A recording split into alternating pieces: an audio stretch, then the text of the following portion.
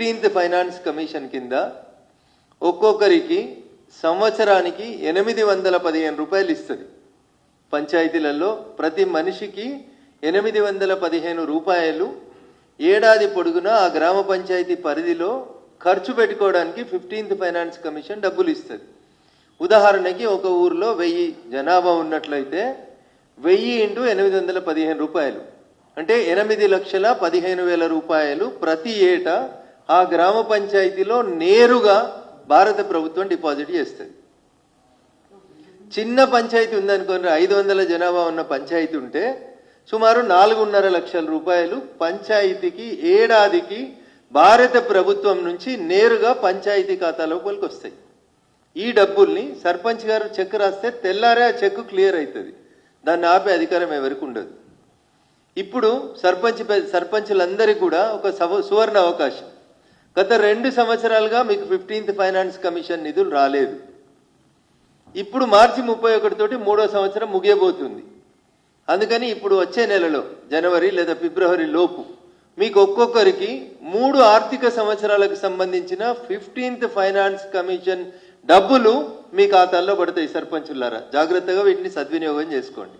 500 జనాభా ఉన్నటువంటి చిన్న పంచాయతీకి సుమారు 4.5 లక్షల చొప్పున 3 సంవత్సరాల బడ్జెట్ కలిపి 15 లక్షల రూపాయలు నేరుగా గ్రామ పంచాయతీల అకౌంట్లకు వస్తాయి.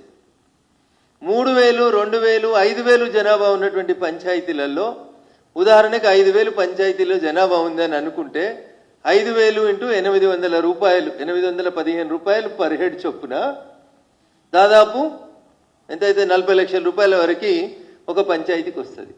3 సంవత్సరాలకు సంబంధించి అంటే మండల కేంద్రాల లాంటి ప్రదేశాలలో దగ్గర 1 కోటి రూపాయలు వస్తాయి.